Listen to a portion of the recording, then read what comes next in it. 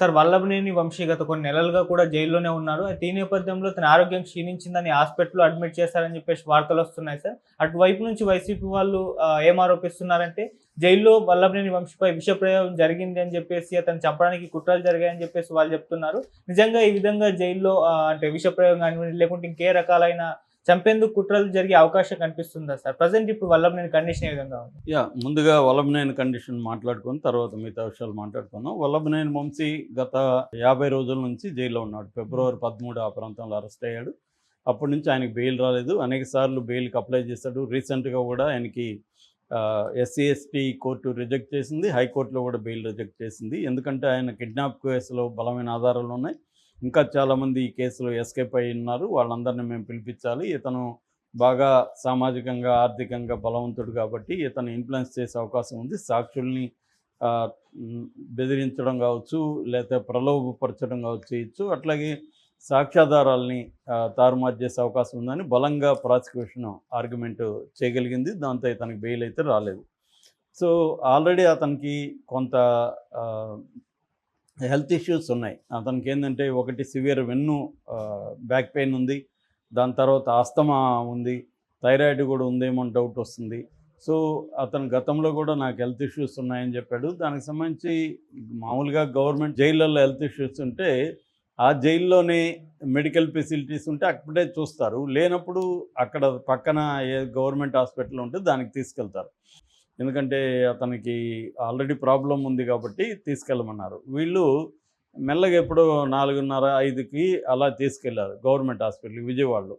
తీసుకెళ్తే అక్కడ డాక్టర్లు ఎవరు లేరు ఆ టైంకి. లేకపోతే మళ్ళీ ఫోన్లు చేసి పిలిపించారు. ఈ లోపల వెయిటింగ్ చేయాల్సొచ్చింది. వాళ్ళొచ్చారు. వచ్చిన తర్వాత టెస్టులు చేశారు. అంటే ఎందుకు చెప్తున్నానంటే ఒకవేళ సివియర్‌గా ఉంటే పరిస్థితి ఏంటి? ఇతనికి సివియర్‌గా ఉందో లేదో తెలీదు కదా! మొత్తానికి టెస్టులు చేశారు. హ్మ్. అతనికి ఈసీజీ, తర్వాత 2డీ ఎకో, ఆహ్, చెస్ట్ ఎక్స్‌రేలు ఇవన్నీ తీశారు. ఇవన్నీ తీసి అతనికేదో మెడికేషన్ అవి ఇచ్చారు. ఇచ్చిన తర్వాత మళ్ళీ రేపు మార్నింగ్ ఫుడ్ లేకుండా తీసుకురమ్మన్నారు. ఎందుకంటే థైరాయిడ్ టెస్ట్ కూడా చేయాలని చెప్పారు. ఏదేమైనా ప్రభుత్వ దీంట్లో అతనికి చేసుకోవాల్సిన పరిస్థితి అయితే ఏర్పడింది. సో, దీంతో ఇప్పుడు ఒక డౌట్లు జనాలకు వస్తున్నాయి. ఎందుకు ఇతనికి ప్రాబ్లమ్స్ వస్తున్నాయి? ఏమైనా విషప్రయోగం జరిగిందా జైల్లో?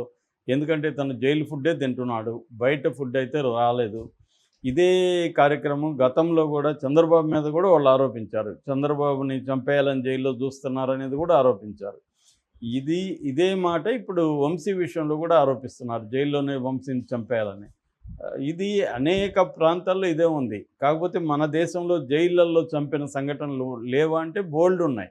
ఎవ్రీ ఇయర్ దాదాపు 2000 మందికి పైన ఖైదీలు జైళ్ళల్లో చనిపోతున్నారు. రకరకాల కారణాలతో మిస్టీరియస్‌గా చనిపోతున్నారు. ఆ మధ్య కిటికీకి ఆహ్, దాన్నేమంటారు టవల్ చుట్టుకొని ఆత్మహత్య చేసుకున్న సంఘటనలు కూడా ఉన్నాయి. హ్మ్. అట్లాగే మనకి పరిటాల రవి కేసులో మొద్దు సీన్ గానీ, మిగతా వాళ్ళందరూ కూడా జైల్లోనే చనిపోయారు. మొద్దు సీన్‌ని చంపిన వ్యక్తి జైల్లోనే చంపాడు. అతను కూడా మళ్ళీ జైల్లోనే చనిపోయాడు మిస్టీరియస్‌గా. సో, మనకి ఆ కేసులు పెద్ద విషయం కాదు. మా అతి హై సెక్యూరిటీ ఉన్న తీహార్ లాంటి జైల్లోనే పట్టపగలు గార్డ్స్ దగ్గర నుంచి గన్స్ లాక్కొని కాల్చేసిన సందర్భాలు కూడా ఉన్నాయి. కాబట్టి జైళ్ళు అనేవి సేఫ్ అయితే కాదు గ్యారంటీగా. కాకపోతే ఇతని మీద అలాంటి ప్రయోగం చేశారా లేదని వాళ్ళు ఆరోపిస్తున్నారు తప్ప చేశారా లేదనేది వాళ్ళ దగ్గర కూడా ఏం ప్రూఫ్ లేదు. ఇది ఫర్ ఎగ్జాంపుల్ పాకిస్తాన్ ఆయనెవరు మన ఇమ్రాన్ ఖాన్ పాకిస్తాన్ ప్రైమ్ మినిస్టర్ ఆయన మీద కూడా స్లో పాయిజన్ ఇంజెక్షన్ ఇచ్చారు నాకనేది ఆయన కూడా ఆరోపించాడు. సో, పాజిబుల్ అంటే ఖచ్చితంగా పాజిబుల్లే. ఫుడ్‌లో స్లో పాయిజన్ ఇవ్వాలనుకుంటే ఇవ్వచ్చు. కాకపోతే అవి చేస్తారా అంటే చెప్పలేం మనం. ఏదేమైనా ఆరోపణ అయితే జరిగింది. ఈయన కాకపోతే ఇంకొక ఇది కూడా మనం అటువైపు నుంచి చూస్తే ఏముంటదంటే జనరల్‌గా జైలుకి పోయినాక నాకు ఆరోగ్యం బాలేదనే దాన్ని బిల్డప్ చేస్తారు. చంద్రబాబుకి కూడా మనం గమనిస్తే చంద్రబాబు అంతవరకు ఎప్పుడూ ఆరోగ్య సమస్యలు బయటికి చెప్పలేదు. హ్మ్. జైలుకి పోయినాక ఆయనకి ఏమేమి సమస్యలున్నాయో బయటకొచ్చాయి సడెన్‌గా. మళ్ళీ జైలు నుంచి బయటకొచ్చినాక చూడండి ఇప్పటివరకు ఆయన ఆరోగ్య సమస్యల గురించి ఎక్కడా చర్చే లేదు. బ్రహ్మాండంగా ఆయన యాక్టివ్‌గా ఉన్నారు. సో, ఇదేందంటే జైల్లో ఉన్నప్పుడు బెయిల్ కోసం ఆరోగ్యం బాలేదన్న విషయాన్ని హైలైట్ చేసుకుంటూ వస్తారనమాట. సో మనకి కేజ్రీవాల్ విషయంలో కూడా ఇదే జరిగింది. కేజ్రీవాల్ కూడా ఆరోగ్యం సరిగ్గా లేదు, ఆయన జైల్లోనే ఇబ్బందులు పెడుతున్నారు, ఆయనకి వాళ్ళేమో స్వీట్లు ఎక్కువ తినేస్తున్నాడు, మామిడి పళ్ళు ఎక్కువ తింటున్నాడు ఇలాగని వాళ్ళు అనడం, ఈయనేమో సరిగా వీళ్ళు ఆయన్ని చూసుకోవట్లేదని వీళ్ళు అనడం, ఇలాగా ఆ, జైల్లో బెయిల్ రావడం కోసం కూడా వాళ్ళు ఒక డ్రామాటిక్ హెల్త్ నెరేటివ్ని క్రియేట్ చేస్తారు. అలాగా ఏమన్నా వంశీకి ఆరోగ్యం బాగాలేదన్న విషయాన్ని బిల్డప్ చేసి ఈ డాక్టర్ల దగ్గర అంతా కూడా సర్టిఫికేట్లు తీసుకుని ఈసారి హెల్త్ గ్రౌండ్స్లో బెయిల్కి అప్లై చేస్తారా అన్నది కూడా మనం చూడాలి. ఎందుకంటే హెల్త్ గ్రౌండ్స్లోనే చంద్రబాబు కూడా తాత్కాలిక బెయిల్ వచ్చింది. ఒకసారి బెయిల్ వస్తే ఇంకా ఏదో ఒక పద్ధతిలో దాన్ని అలాగే ఉండిపోగలరు. అలాగే టెంపరీ బెయిల్ తెచ్చుకున్న చంద్రబాబు తర్వాత పర్మనెంట్గా తెచ్చుకోగలిగాడు. అలాగా వీళ్ళు కూడా ఏమన్నా ప్రయత్నిస్తున్నారా హెల్త్ గ్రౌండ్స్లో అనేది చూడాలి. ఎందుకంటే మనకి పోసాని కృష్ణమురళి కేసులో కూడా హెల్త్ గ్రౌండ్స్ మీదనే వాళ్ళు ఎక్కువగా ఆధారపడ్డారు.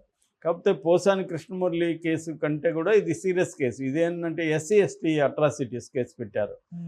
ఈ సత్యవర్ధన్ అనే తెలుగుదేశం ఆఫీసులో కంప్యూటర్ ఆపరేటర్గా ఉన్న అతన్ని కిడ్నాప్ చేశారనేది కేసు ఇది. సో అందువల్ల ఈ కేసులో ఇంకా కూడా వల్లభనేని వంశీ జైలుకి వెళ్ళే అవకాశం ఉంది. ఆల్రెడీ అతని మీద ట్వీట్లు ట్రోల్స్ కూడా జరుగుతున్నాయి. అతను హెయిర్ అంతా నేర్చిపోయి ఎట్లా అయిపోయాడు చూడనని. దానికి కూడా కారణం ఏంటంటే జైల్లో బయటలాగా రంగు వేసుకోవడం కూడా ఇబ్బంది అవుతుంది. దానివల్ల ఒరిజినల్ వైట్ హెయిర్ బయటకు వస్తుంది. దానివల్ల ఏజ్ కనిపిస్తుంది, అంటే ఒక మార్పు కనబడుతుంది. రెండోది అతను ఫిజికల్గా అండ్ మెంటల్గా కూడా జైలు అనేది స్ట్రెయిన్ని క్రియేట్ చేస్తుంది. ఎందుకంటే బయట ఉన్న సౌకర్యాలు అయితే జైల్లో ఉండవు. ఫర్ ఎగ్జాంపుల్ అతనికి కార్డు కావాలంటే కోర్టులో పర్మిషన్ తీసుకోవాలి. ఒక్కోసారి కోర్టులు కూడా విచిత్రంగా బిహేవ్ చేస్తుంటాయి. ఆ మధ్య 87 ఏళ్ల స్టాన్లీ స్వామి ఒక స్ట్రా అడిగాడు. ఆయనకి ఎందుకంటే చేతులు వణుకుడు రోగం, ఆ వణుకుడు రోగం వల్ల పట్టుకోలేకపోతున్నాను, తినలేకపోతున్నాను, స్ట్రా ఇవ్వండి నేను లిక్విడ్స్ తీసుకుంటాను. 3 నెలలు ఇవ్వాల కోర్టు. అంటే ఎందుకు ఇంత క్రూయల్గా ఉంటాయి కోర్టులో కూడా అనిపిస్తుంది కొన్ని కేసులు చూస్తే. మనకు సాయిబాబా కూడా అంతే, 95% వికలాంగుడు. ఆయన అండా సెల్లో వేసి 10 ఏళ్ళు దాంట్లో చీకటికి దీంట్లో పెట్టారు. మరి కోర్టులు ఏం చేస్తున్నాయి, ఎందుకు ఇంత అమానుషంగా ఎందుకున్నారు, అతను 90% వికలాంగుని అట్లాంటి సెల్ ఎందుకు పెట్టారు అని ఇప్పుడు కోర్టులు ప్రశ్నించవు. అంటే అందుకనే మనకేందంటే సామాన్య ప్రజల్లో విశ్వసనీయత అనేది ఎందుకు ఏ వ్యవస్థల మీద లేదంటే ఇలాంటి కేసులు చూసినప్పుడే మనకి అర్థమవుతుంది. అంటే కొంతమందికేమో అన్ని రకాల సౌకర్యాలు కోర్టులు కూడా ప్రొవైడ్ చేస్తుంటాయి, కొంతమందికి ఏది అసలు పట్టించుకోవు, కనీసం హ్యూమన్ బేసిక్ నీడ్స్ని కూడా పరిగణలోకి తీసుకో. కాబట్టి ఇక్కడేమో ఇతను నోటుదోల గతంలో కూడా చేశాడు, కాకపోతే ఆ కేసు ఇప్పటివరకు పెట్టలేదు, ఇతను పెట్టి అరెస్ట్ చేయలేదు. ఇతని మీద నిజానికి ఇది ఫాల్స్ కేసు అనేది వీళ్ళు చెప్తున్నారు. ఎందుకంటే సత్యవర్ధన్ని